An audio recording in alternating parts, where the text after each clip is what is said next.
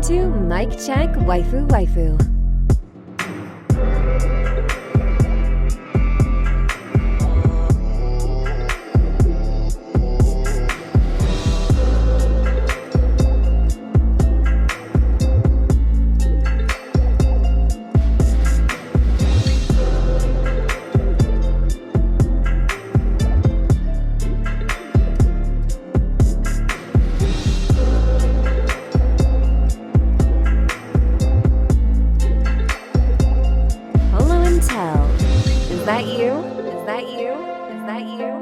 Check. Mic check waifu waifu. Ma, tell him. Is that you? Oh my goodness, 340, we here? This is episode 340 of Mic Check Waifu Waifu. As always, it's brought to you by you over on patreon.com/Mic Check Waifu Waifu. Thank you so much for supporting us. Make sure you go to patreon.com/Mic Check Waifu Waifu is where you can get early access to the video version of this podcast. Is where you can get access to the Patreon exclusive podcast, the After Story. Is where you can get access to the pre-show, which goes live 2 days before this episode airs. Shout out to the Patreon producers, which I don't have put up because I am a professional. Let's get a put up. Professional. Shout out to the Patreon producers. Explicitly, Cad the Pro from Chaotic Culture Podcast. Fear, Simi Sensei, Frozen. T-Money, fingers. Dad Needs to Talk. Make sure you check out Dad Needs to Talk podcast. Christian, the Archivist, aka Death Scythe. All for one Matt, Rob, Stone, Matthew, H.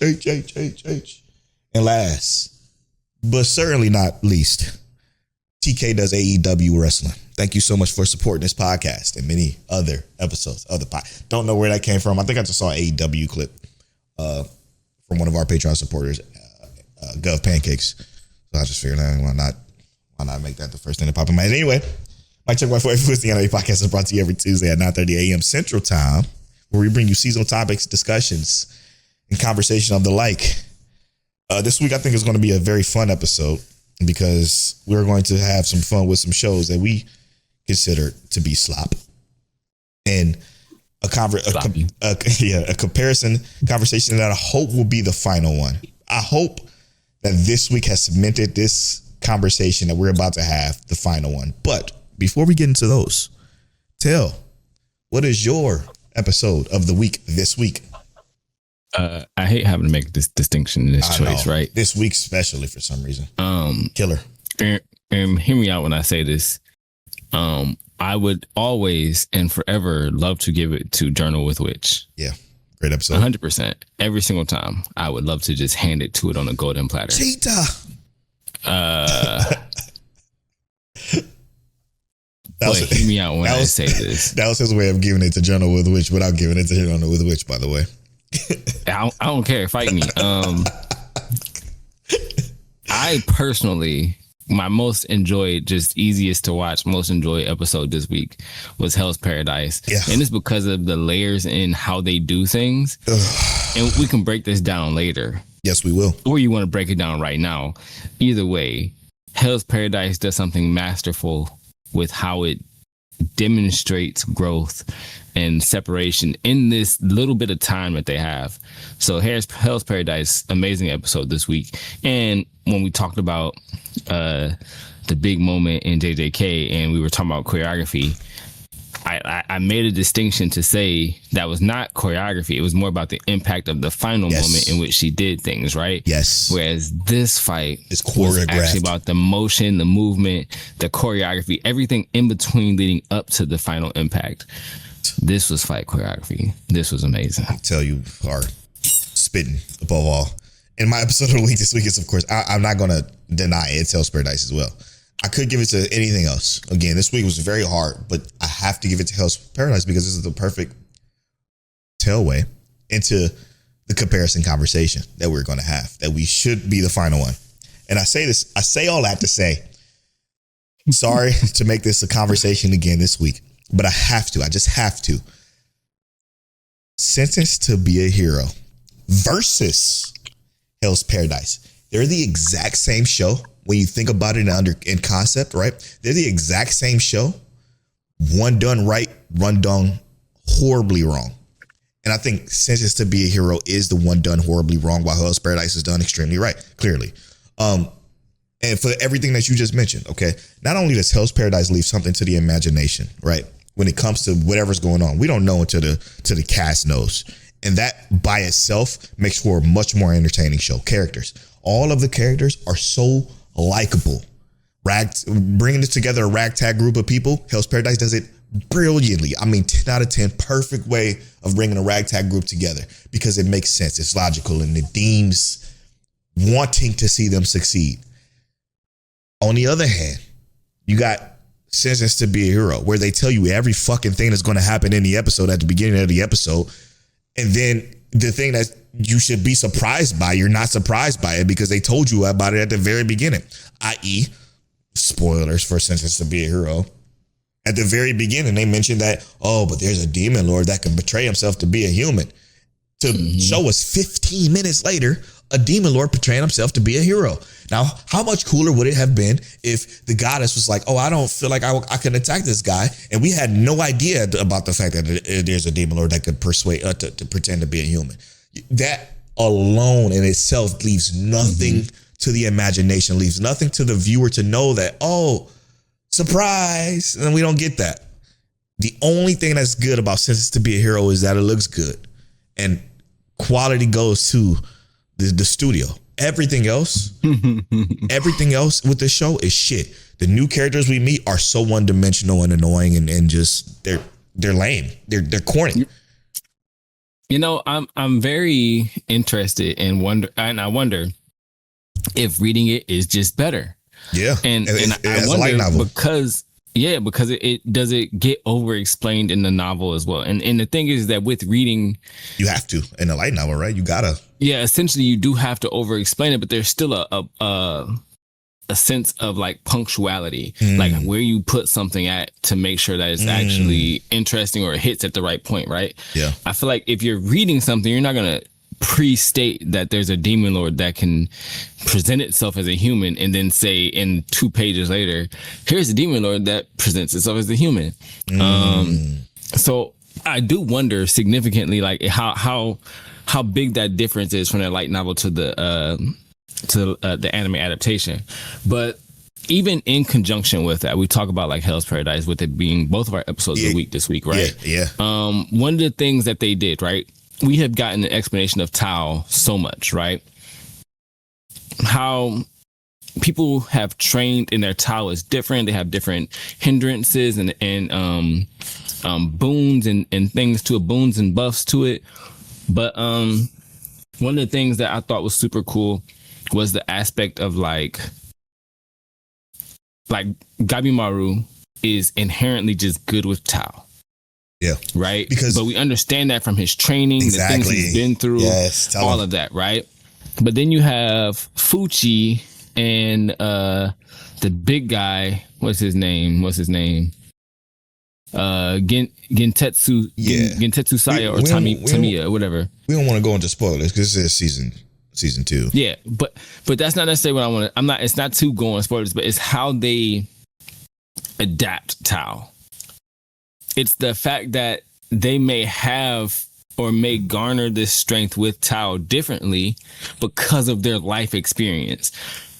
And I think that how this is demonstrated, because they didn't go in telling us, hey, you're going to have a harder time doing it per se because of this. They might have did a little bit foreshadowing of it, but it was... They didn't. Yeah, right. They didn't technically. They gave us a little background check on it, but it was still like the principle that there is rhyme and reason to it. Yes. There's a purpose in how each person unlocks and utilizes these abilities and these strengths and things like that. And it's not even necessarily ability because it's something that everybody has. Right. It's just that some is the innate way of how you utilize it. Yeah. Right. And it's how they tackle that viewpoint, and it's the deliverance of that information. So that's what we've talked about between these two shows in such a distinct manner, is that how they deliver or relay that information is so vastly different. It's finding it out on the fly while we're doing it, being actually demonstrated versus the over communication of something, so that, like you said in previous episodes, I can look at my phone and just listen and know exactly what's going on in this anime versus another one where I actually have to pay attention, or I might have missed something because the characters are actively going through it, actively demonstrating it, rather than over explaining the situation. So you don't understand how the realization that I came to today had me. I was ready to type in Discord right when you said what you said, because you were spitting in Discord. I was ready to type it out. I'm like, no, I'm gonna save it for the show. Are these not the exact same show?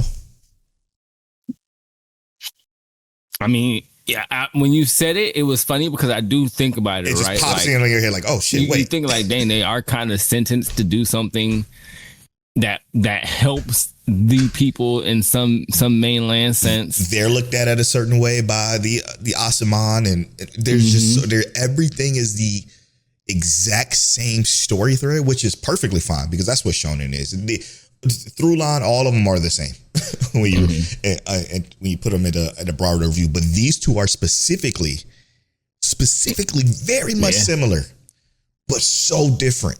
And this is the perfect example of why I hate when people try to use the line of shonen is shonen. You know what I'm saying? It's always going to be the same. That is not true. You can have good and you can have bad. And this is the perfect example of good and bad. And the reasons being everything that you watch. Now, Fear, I know you like Senses to be a hero. Think about what we're saying right now in the contrast of Hell's Paradise. How different and how much better, because I know he knows how good Hell's Paradise is. We talk about it all the time with Fear. Shout out to the producer, Fear. It's just so different, so vastly different, but the exact same story, essentially. Like, right. It's, man. And it's, again, it just goes to show like there are levels to that shit. And I don't excuse any bad shonen anymore. If you don't have good characters development, if you don't have a good power system, if you don't have a good story, if you don't have discoverability, like you can't discover anything essentially to be a hero because it's just going to tell you beforehand. And it's just not a good show. And I want it to be the last time until Senses to Be a Hero is completely done and we do a season wrap and we discuss it in detail like this. So to be crystal clear, I think Hell's Paradise and Senses to Be a Hero are the perfect parallels to each other because of the fact that they're the exact same show essentially with just vastly different quality. What about you, Tel? Parallels is wild, bro, because that means they're heading in the same direction. Yes, and that's what's funny is that they are. I mean, essentially, like they're the same show. They might be counter parallels. You know, they going in opposite directions. Good point. Good point. One in reverse, one going forward. I do agree. I do think that they are great ways to talk about how a specific thing can be an antithesis of another, and both shows have that kind of they have a quality to them where they both could be really good, but only one of them is really good. Yes. And it makes me sad. All right, I want to go to the to Patreon. Shout out to the Archivist. Call on the Archivist was rung out on a pre-show last episode about a review that we didn't pick last week that we were supposed to pick last week. Even though we did pick the end of the season review, we were also supposed to pick a mid-season review for this week to talk about, but we didn't. We forgot. But shout out to the Archivist who let us know that he says, okay, I got you. And this was in reference to the archive call out I put on our pre-show. Make sure you subscribe to the Patreon to get access to that. But he said, I got you. I'll check 331 just in case and go up from there. He said, oh my God, I came back to reference because I thought I was looking for a mid-season review pick. You guys did mention that you forgot to pick the end of the season review at the beginning of the episode of 332. Then we didn't even talk about it. And then he said, to be fair, you did spend 40 minutes talking about the rewatch of Hell's Paradise and Freerin, which was a great conversation. Then went immediately back into the review, which took the rest of the hour and 20-minute timer. Although I also think you guys were waiting for the rest of the episodes of the season to come out. And he says going to 333. Then he went to 333. Shout out to the Archivist for always just does the best work for us. But he says, Y'all did it again, rolling on the floor. Ha ha ha. I knew that. I heard it in the opening a couple of times. Y'all do remember, and then y'all need to pick it, but went into a deep dive of Sentence to Be a Hero. And if Polo thought that this anime was the pick, it makes sense as to why you guys didn't actually pick one. I just checked 334 or 344 really quick. No, he meant 334 because we're on 340 right now. 334 really quick. And no, it's free game. So my humble suggestion is if you realize you don't have one in the future, flip a coin or roll a die, low or high, to pick either one of your sleepers or the end of the season review. Okay. So the first show mentioned in the pod, like when you're looking through the shows for the sleepers. Okay, I see. Sorry, I don't have my glasses on, so I'm struggling to read it. And it's always heads or low. Bonus points or roll odd numbers. He's just giving us ideas of ways to pick shows to review. I appreciate that. I really do.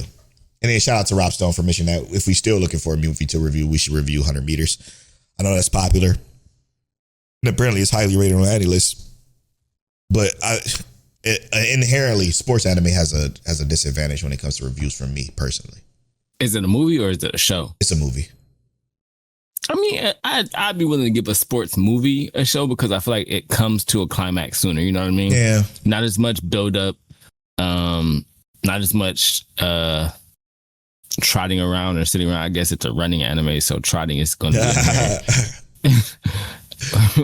That's a good one. I would be down for 100 meters, but I can also I can take some other suggestions as well. Yeah. So I think we should get a pool of movies to have. And then take what Christian the Archivist said and then roll dice or flip a coin or whatever. Do the number thing, random number generator in order to pick what movie we review in situations where we got like this.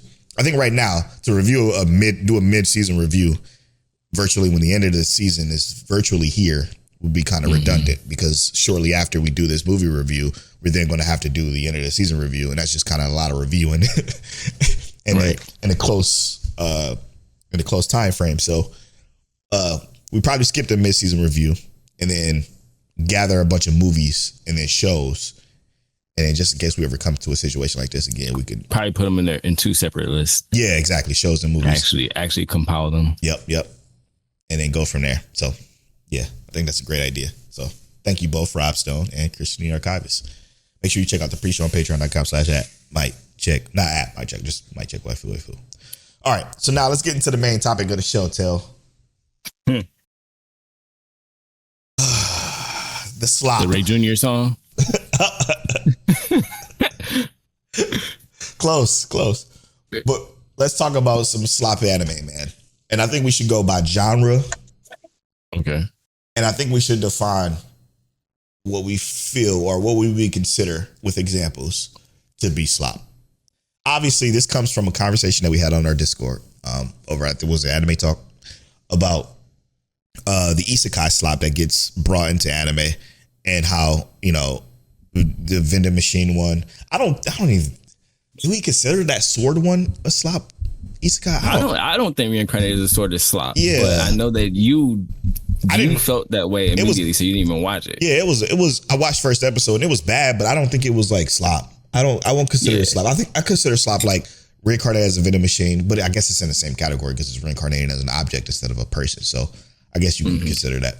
But I mean, I was referencing what the Free Ring creator said about how the anime scene is saturated with shows like Reincarnated as a Vending Machine. He even mentioned Reincarnated as a Vending Machine, and then Reincarnated as a Pig. He mentioned that one. And he mentioned, is that a thing? Yeah, it is. He mentioned a bunch of these shows that were considered to be slop because honestly, those get popularized over here in the West. And it just it takes away from the quality of what anime is. And while I'm not as pretentious as that, like if people could have what they, like what they like, I think he's right. Like I think, we are Americans. We like our slop. Yeah, I think he's just right, straight up. Like it's just a bunch of, and then people, shout out to Dad Needs to Talk podcast and who else mentioned they liked it? T Money Fingers, another producer, mentioned they liked it. I'm not gonna yuck your yum, but I also think that not only is that contributing to the continuation of the Slop being released, it's also us that contributes to Slop too, because we do this podcast when we watch nonsense. Even if it's trash, we continue to watch it because of I don't know, the show reasons. That's my excuse, but no. Literally 30 episodes a season, 30 episodes a week. Yep. Something we watching got to be considered Slop. You know what I mean? So much of it is. I mean, to be fair, let's be fair. 85%. It's not returning seasonal shows. It's pretty much Slop that we watch. But I'm also gonna say let's cut it down. It's not 80%. It's definitely not 80%. Because like the Macedono sisters was not Slop. No. Then and there are some seasons where we actually trim the fat a lot. You know what I mean? That's true. It like does count this for season something. Isn't necessarily that season, but there are seasons where we trim the fat and we're like, I might have like 18 anime and only one thing I'm watching, 2 things I'm watching is Slop. You know what I mean? Yeah. So let's break this season down first. Let's start here. Consider Slop, and I'm gonna name a show. Hell Mode. I mean, for sure. Yeah. I like it though. I find it to be entertaining, but I would consider it Slop too. And it's weird, right? Because it makes me think of Minoagra. How do you say it? It was my sleeper from like 2 seasons ago. Oh, with when they were Minogra, something like that, and they were transferred to the like. It's a similar concept, but like where Minohagra, I can't remember how to say it. I'm sorry, was not Slop in my opinion. I thought it was a very fresh take on it. This is like a 1-to-1 reference of everything that's always been done. Just trying to say we're turning it into Hell Mode.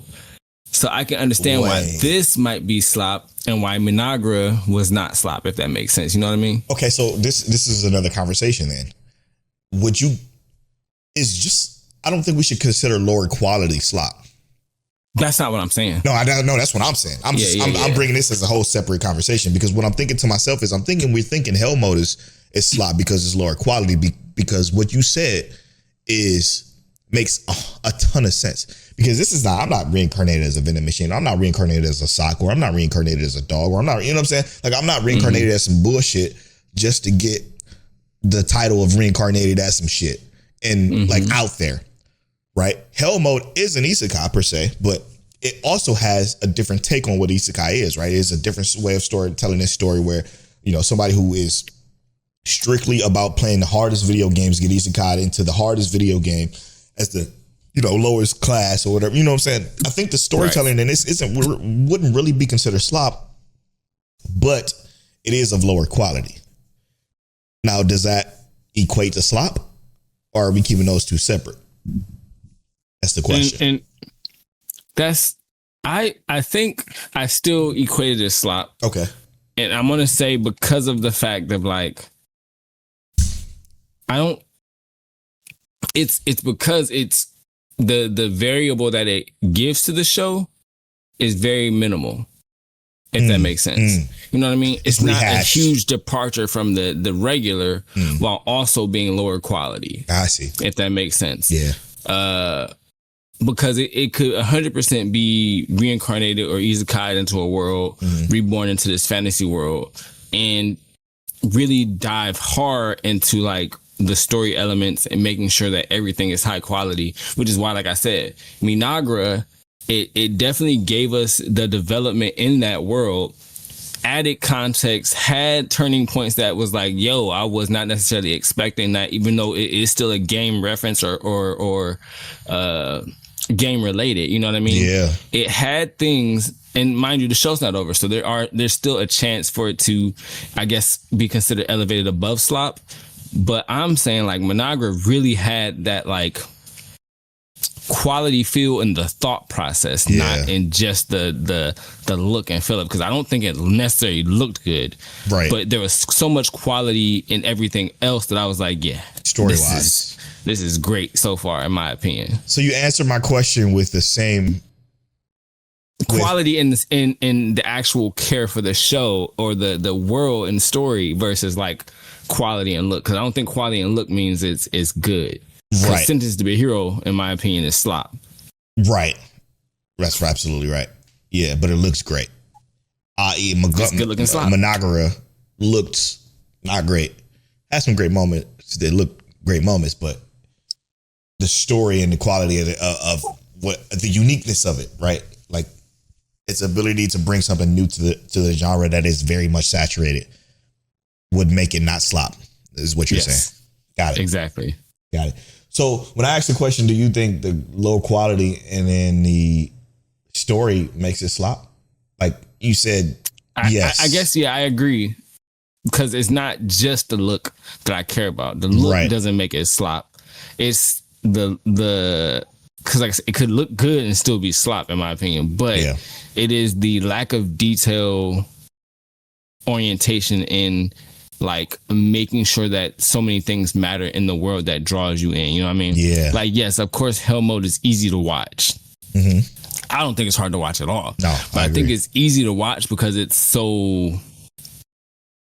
I'm so accustomed to it.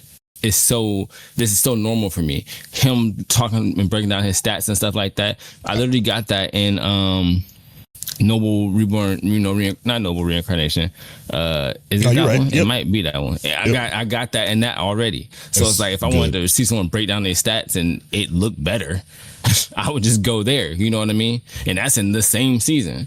So do you think? Okay, so to continue the conversation, Noble Reincarnation. Do you think that's slop? I would put that out of the slop category. Me too.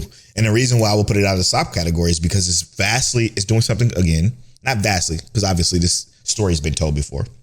There's hundreds of millions of anime. So of course, every story has been told at once before. It's telling the same reincarnated story, but it's focusing on different parts. This is focusing on the navigation of the royalty aspect of it, or the governmental side of being reincarnated as something and working through that. And I think that is so much cooler than just being reincarnated and becoming overpowered, which he is reincarnated and he is overpowered, but it also throws in this element that is not told as often as it is, which is, again, the governmental aspect of it, or the the government side of it. It's cool. It's cool as shit. It's the balance of like being noble and also trying to keep things like they got rules balanced within the world. You know what I mean? World is established. Not trying to supersede, but also trying to elevate. There's like the little moments where the moments where he's had to make quick decisions, even when it came to like himself being harmed. And so I was like, okay, I see where you're going here. You know what I mean? Yeah. To me, that is another thing: detail oriented care to the world and the story. Yes, and they leave out stuff and let us discover why, and then they explain why. It's all well done, very much well done. Now. In that same grain, though, bro. Easygoing territory defense by Optimistic Lord. See, now here we go. Now this is. I'm gonna let you know right now. This is tough. I'm already torn. I'm already torn. Yeah, because we have to be objective here, right? Yes. So it's that one's tough because this is absolutely right up our alley. It's fucking. It's a phenomenal story that we love to watch. Is it slop? It's like enjoyable slop. Yeah, man. It has to be in the realm that we decided to cater to determine on what slop is. This is slop. This ain't doing nothing new. Yeah, but I'm gonna tell you this. It gives me not the same. Because it's not the same overall quality, but you know how Parallel World Pharmacy. Yes, that's exactly. But it's not. It's not that. It's not as good as that. Yeah, you know what I mean. Parallel World Pharmacy. I feel like it just had better characters overall, better world building overall. That was a unique type of unique thing of its type. So it's almost like if this just had a little bit more care overall, like more care overall, I could just elevate it above Slop and just say it's better than Slop. But it's a good, it's good though. But when you think of like somebody, it's definitely Slop. Yeah. When you think of somebody like the fucking freerun writer, like this is one of those shows that he would say, yeah, I would consider this to be Slop.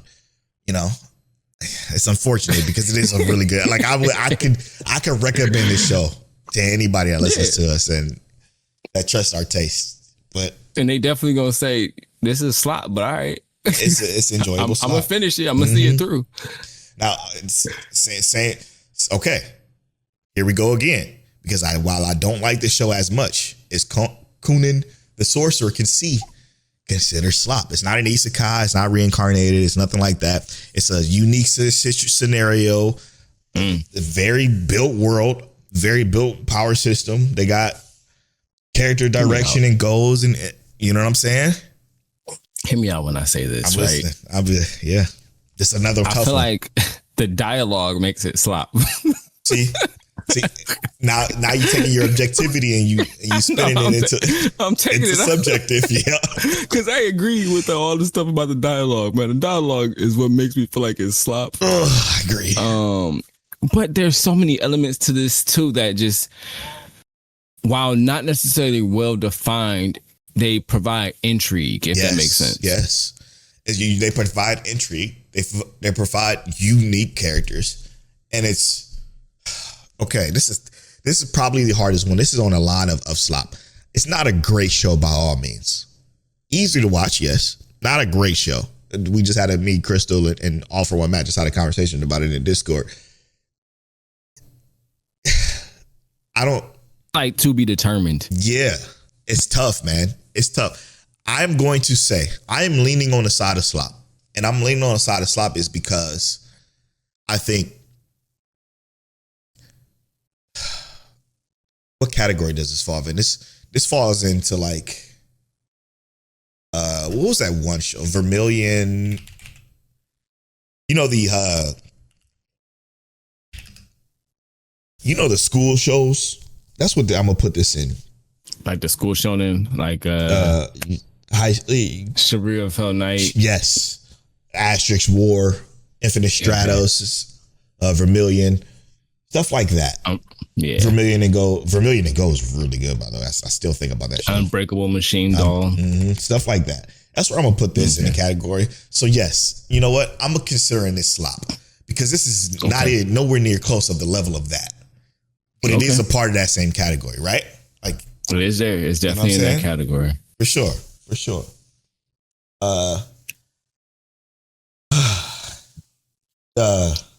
Let's continue here. This season.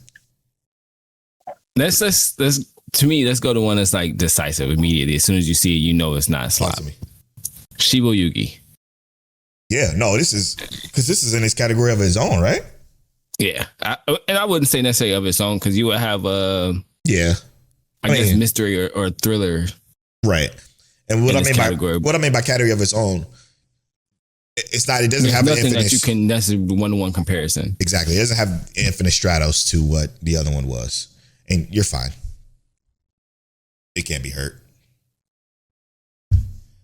But to tell muted his mic because he thinks his background's being heard, but he's fine. Okay. Yeah. But yeah, Shiba Yugi would be one that I would say immediately. There's not much to compare to that one-to-one.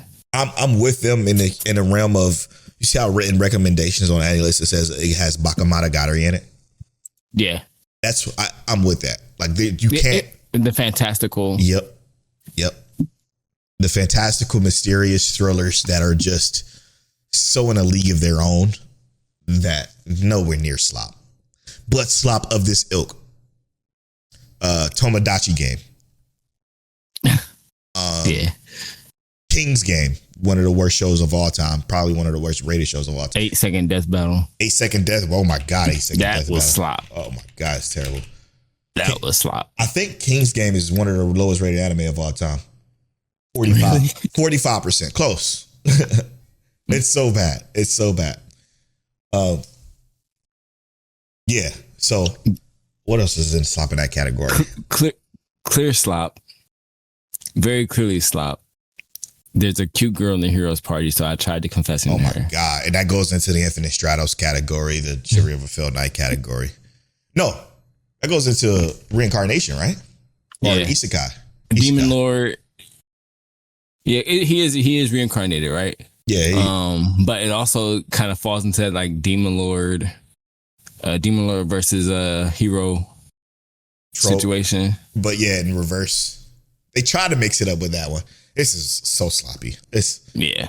like the sloppiest of droves. I don't like the show, but I always watch it.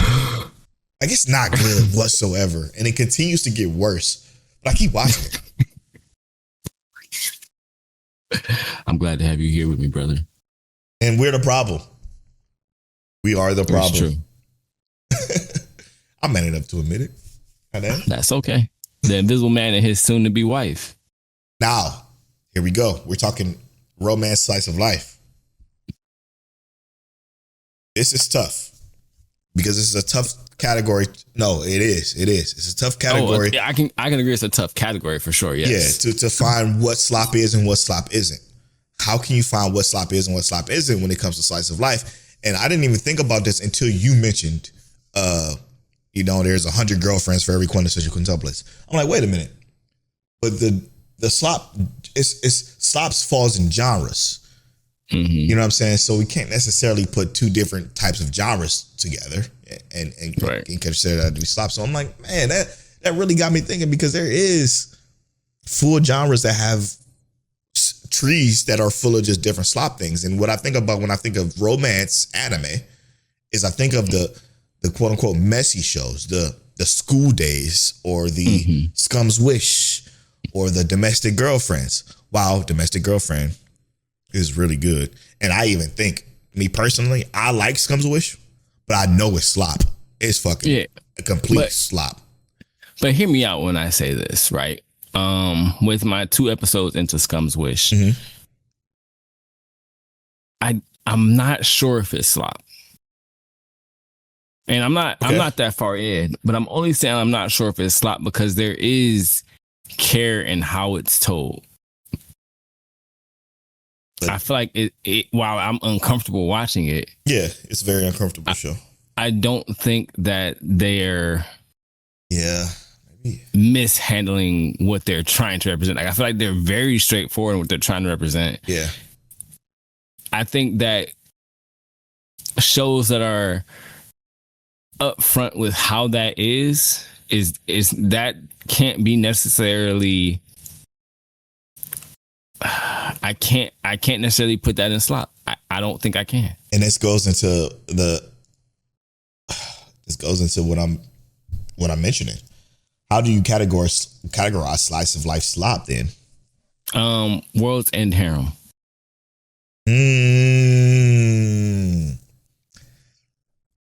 Yes. Okay. That, in my opinion, now you're talking, Tail. Thank you. It's slop. That is absolutely slop.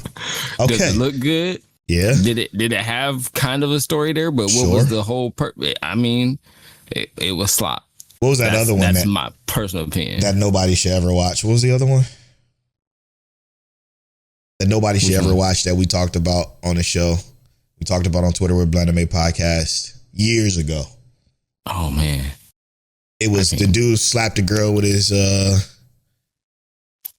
Johnson. You know what I'm talking about?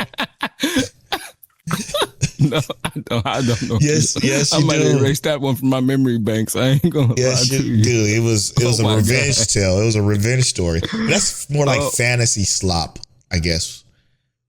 Maybe even. Hold on. It's not coming back tomorrow. They're shouting at us right now when they're listening to this podcast. My God. You know the person that's gonna give us the answer? I know it's gonna be all for one Matt. Matt knows. Okay. He gonna tell us. Yeah. But you know that's wild. Devil is a part-timer. That's under slice of life. Yes. Why? I don't know. But it's not a romance slice of life. No, it is. But definitely. No. Okay, so let me clarify. Slice of life isn't just romance. It's about living just a life. Right, but that's what I'm saying. I'm separating that one specifically, right? Okay. And say like, yes, slice of life, I could see how that is slop. Yeah. But is it high quality, enjoyable slop? Sure, yeah. I think and here's also the thing is that when Devil is a Part-Timer came out initially, right? There was less like it specifically. So upon release, it's not slop. In my opinion. Yeah. I guess I slop will think be as time goes on, because like in my opinion, right, we'll say right now, and I know I might hear a little trash for this, but I wouldn't have considered Dragon Ball slop when I was in elementary school, middle school. Not even close. I wouldn't even thought that. No. And even now, I'm not necessarily going to say it's slop now, but I'm going to tell you, in terms of like fighting anime, where martial arts is actually being done, you know, Dragon Ball doesn't hold a candle to it because there's no little representation of fighting other than them just, you know. Yeah. But I'm not saying that's what makes it slop, but because it's clearly not, like I said, I'm not saying that's slop, but I am saying that as things progress, as time progresses, some things may become slop. Oh, so now becoming slop is a different conversation. Yeah, we're not trying to go there yet. Yeah, that's a whole different conversation. But to piggyback on what you said, there's a lot of stuff that I wouldn't even consider slop in the shonen category that I hate. Right? Mm-hmm. I can't consider Black Clover slop. I can't consider Fairy Tail slop because Fairy Tail feels like a rip off of what One Piece is, and it's terrible. That I think is the level of what I would consider slop. I can't consider Black Clover slop because it's established. There's some uniqueness to it. Yeah, exactly. A little bit. Exactly. It's some establishedness to it. But I can't consider. I can't think of these names, bro. What was that one that we watched? I can't fucking remember, man. God damn it, dude. The problem with having so many anime in your brain, you just can't. The beginning before the end. No. That's reincarnation, or isekai. Actually, I can't think. Whatever, but it'll come to me, and when it does, I'll mention it. Back to the slice of life. Okay, Yuzuki-chan wants to hang out. I consider slop. Mm-hmm. That falls in the same category as stuff like Orisuke. That's more rom-com though. I mean, it's still slice of life, all the same. Orisuke, no, because that's different. They're two completely different categories. Because rom-com is very different than just normal. I guess it falls under the same branch of slice of life. So, complications aside, let's keep romance and rom-com separate. Okay. Because those have two different sides, right? Yeah, because is You and I Polar Opposites a rom-com or is that just romance? It's rom-com. You and I Polar Opposites, I feel like is an amazing show. Mm-hmm. First and foremost, if it is a rom-com, kudos. More rom-com should be like it. Girlfriend is a rom-com, and I consider that to be slop. And I love Girlfriend. Girlfriend is very good, but it is very much the rom-com slop. Orisuke is the same way. The one that's this season is also the same way. I can't remember. The childhood friends shouldn't be in a rom-com scenario or some bullshit like that. But slop. I think you said that from the beginning. You called it. Yep. That's wild. Let me see here. Makine Too Many Losing Heroines, not slop. That's also rom-com. Yeah, that can be. I think also, well, I was going to say this, but it's definitely not rom-com. It is. Chitose in a lemonade bottle. Oh, yeah. That's rom-com. That is not... No, not even close. No. Quintessential quintuplets. No. 100 Girlfriends. That's not. It's a very satirical rom-com. Slop? Nah, it's definitely not slop, though. It wouldn't be in the same category as me and best friends could be in a ramen or whatever the fuck. How do you feel about Watch It All Away in that category? Watch It All Away is slice of life. It does have romance comedy in the tags. Really? Oh, I think that's just Annie List being wrong. Okay. To be fair. So you just put it under slice of life? I put it under slice of life, yeah. And Okay, I feel like as just a slice of life, I could definitely see it doing well, but where's the comedy in Wash It All Away? I don't know. The blushing, this most recent episode maybe was it. But yeah, dude, I went to the slice of life category. There's a lot of green dots. I really don't be playing. What all of them? Fuck. Pull a watch all the slice of life. It's insane. The Case Book of Arn. Okay. Which I know you're currently not watching. Yeah, I dropped. I am going to say that is the mystery slop. Mystery slop. Alongside. You remember like Case Study of Vanitas, right? Yes. Very, very like, because that's what's labeled here as something you might want to watch.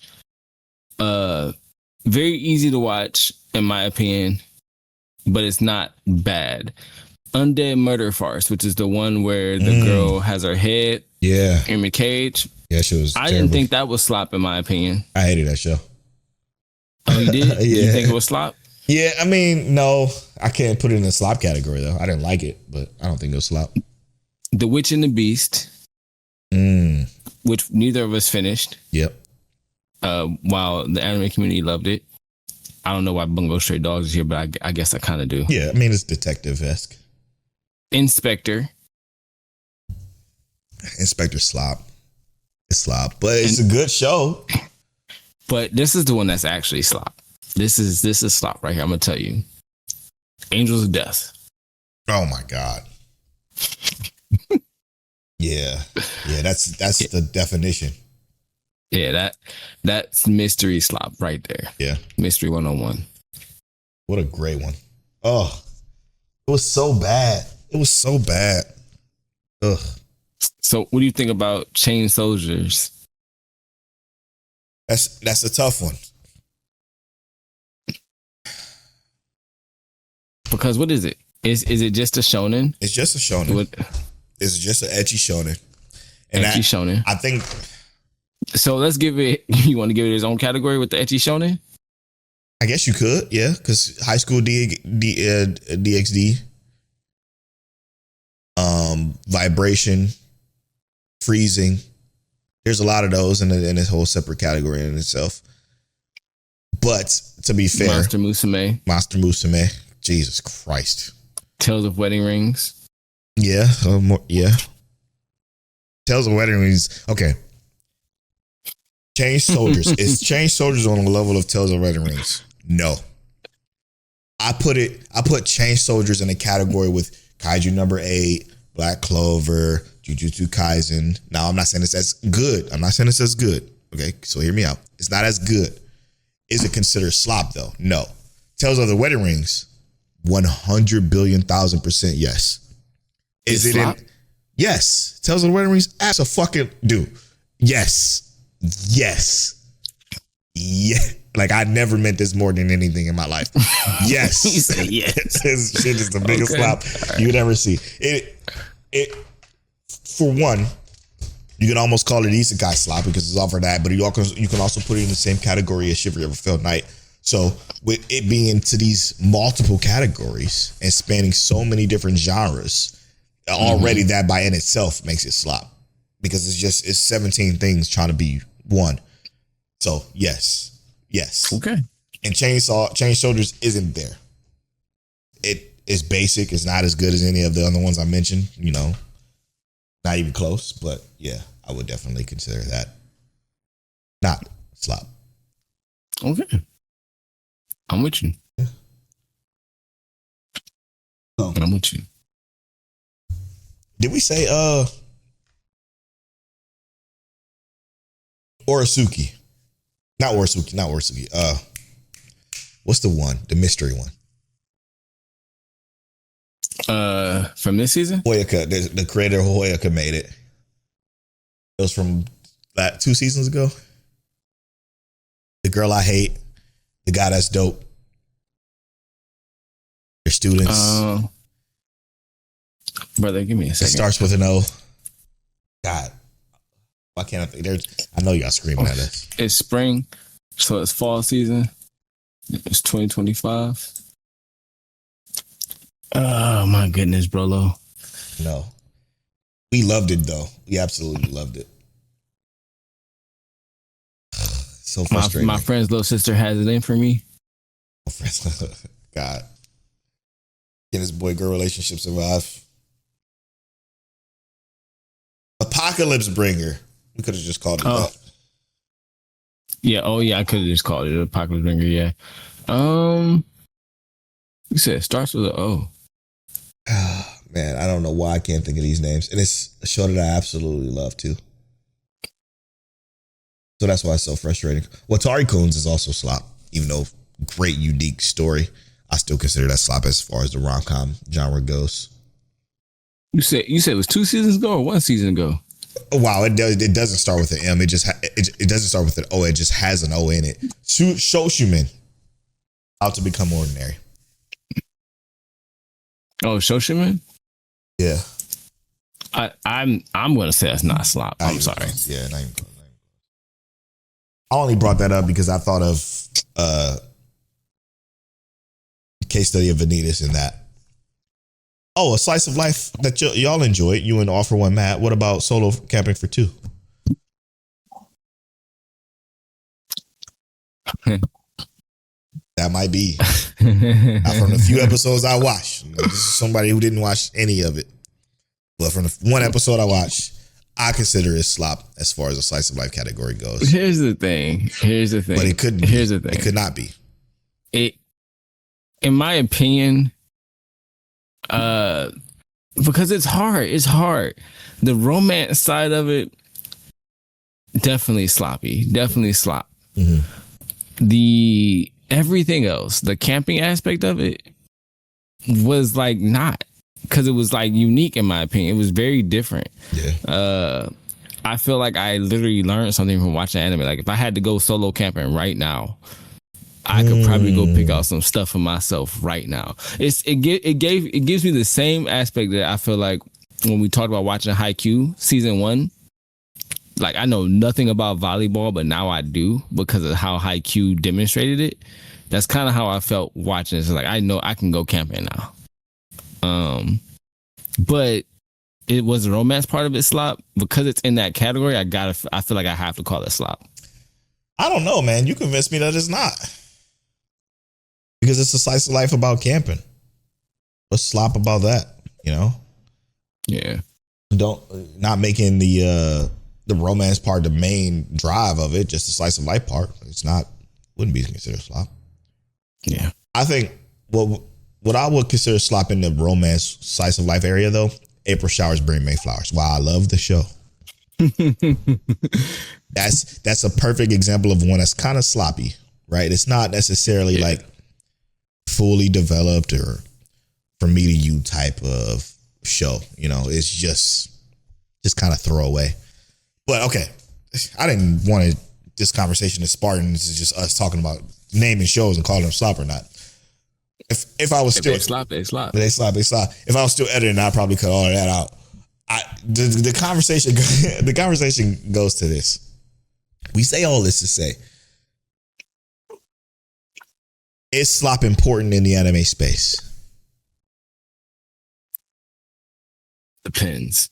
And I say it depends because you can definitely trim the fat. There doesn't have to always be so much slop. Yeah. There can be a mindful amount of slop, if that makes sense. Because it's the same thing as that, like TV, period. When you work out, you still need to put some fat in your body to burn as fuel. Which I'm not saying that's what anime slop is or any kind of slop when it comes to digesting media, or ingesting media. But when you can't survive off of like the greatness 100% of the time. There has to be something in the middle. Otherwise, if everything is like, imagine if everything is as good as how we think ReZero is or something like that, or Jobs Reincarnation. Imagine if everything was that good, we'd be way more nitpicky about what slop is. And that is where I feel like it's okay to have some things that are intentionally not necessarily amazing. Yeah, yeah. Well, I understand that way of thinking, and I respect it. I don't agree with it. And hear me out. Mm-hmm. Because you could eliminate 75% of the shows. Let's just say anime is full of 75% slop. It's just for the example. You would still have so many shows. Now, it may not be our favorite shows. It may be the Black Clovers, the Dragon Ball Z's, et cetera, that aren't necessarily considered slop in there, in the world. But anime would be more coveted, I think. I think the problem is slop washes out a lot of quality stuff. So, for example, and I'm going to give you an example of this. Let's say, and again, these are just baseless examples. This is not anything logical or real or anything like that. So don't, actually me for this, but I'm just giving a proper example. Actually. A proper example. Let's say Silverlink has the opportunity, and Silverlink being, I think it's called Silverlink, being a studio that does ReZero or White Fox, whatever. Let's just say Silverlink does a great show. They have the opportunity to do a great show. But shareholders, editors, managers of studios say, yeah, you could do this show that maybe we're going to get 10,000 views on, or you could do this isekai about a guy being reincarnated as a venom machine. And we know that reincarnation is in right now, so let's do this instead of doing this show that we know that you can do, that you want to do, that you're passionate about. That maybe get us 10,000 views, but we can get this isekai out to get us 20 to 30 about a venom machine. So, you see what I'm saying? So yeah, I think having slop takes away the opportunity for studios that are passionate about good shows not have those opportunities anymore, because now they have to work on a venom machine. To me, that changes a little bit. And I only say this. I only say it changes it a little bit because to me, that's almost as if like the idea of the slop is intentional. If you're saying that, hey, we're releasing this intentionally because this is Isn't it? Well, but like, for instance, like Hamtaro is slop. No, it's not.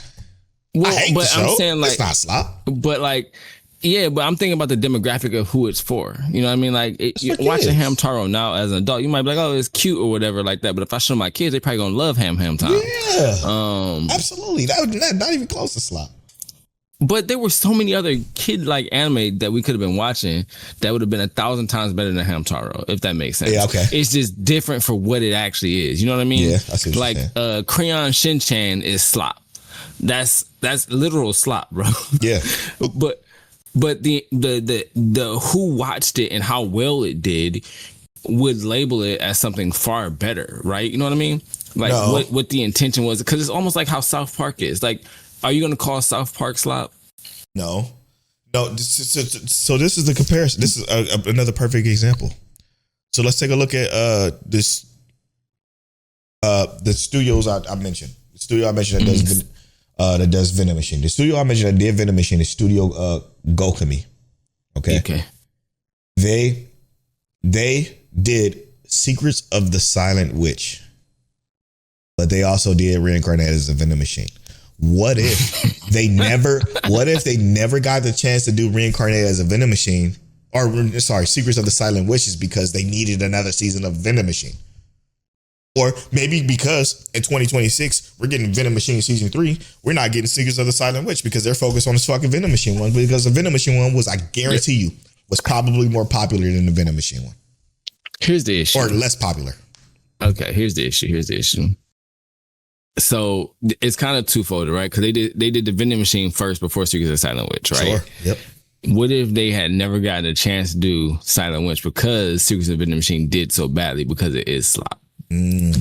Because if we had not watched, and mind you, we did not watch that Venom Machine shit. I'm sorry to interrupt. I'm so sorry to interrupt you. But they also did World End Harem. Which we did watch that. Which we did watch that, yeah.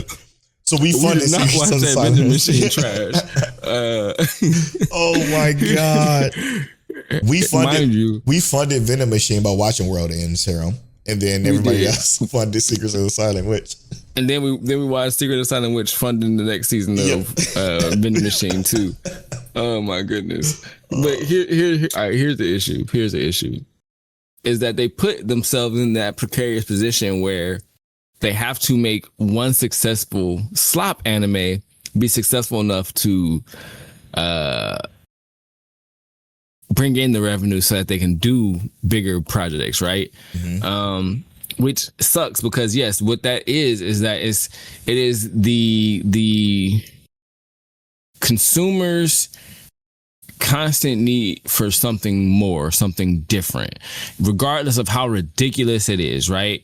And it is the human consumption rate. We just consume and consume and consume, and we're like, okay, well, I've consumed enough of the same thing, regardless of how good of whatever I'm consuming, right? I could be eating Wagyu every day, but because I'm eating Wagyu every day, I'm gonna go eat this bacon from the most sloppiest pig possible.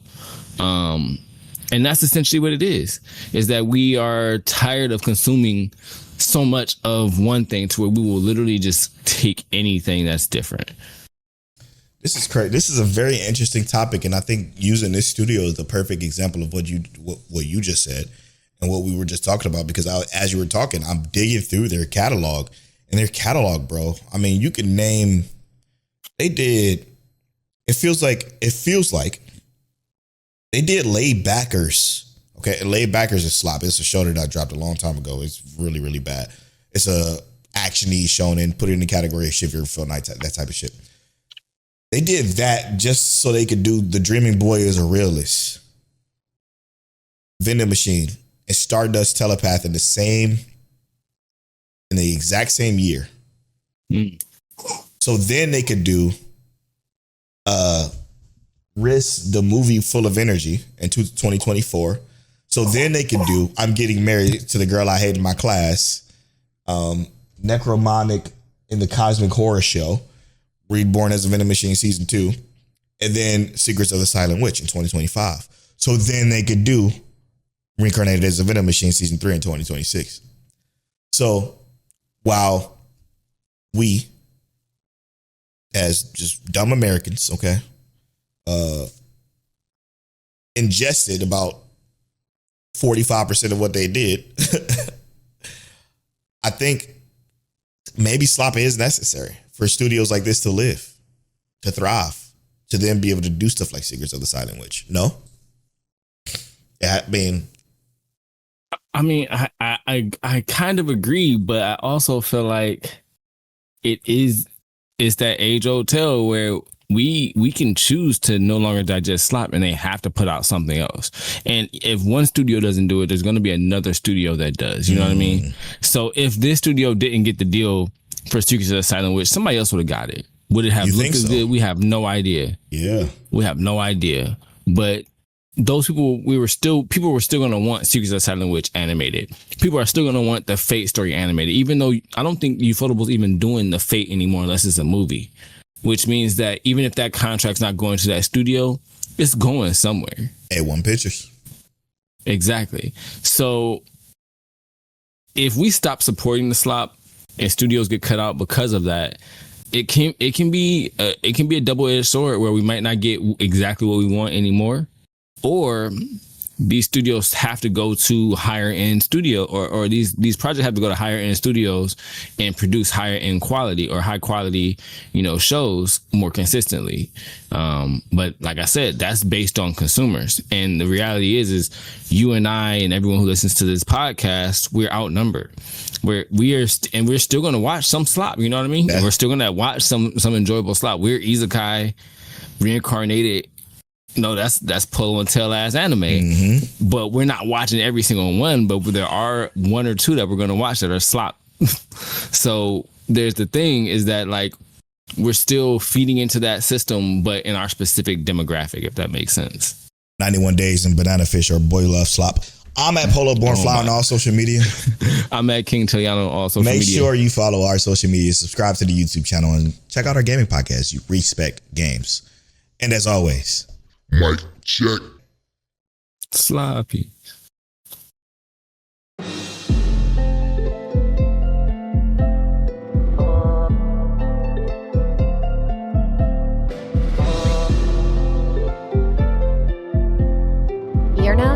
to Mic Check Waifu Waifu.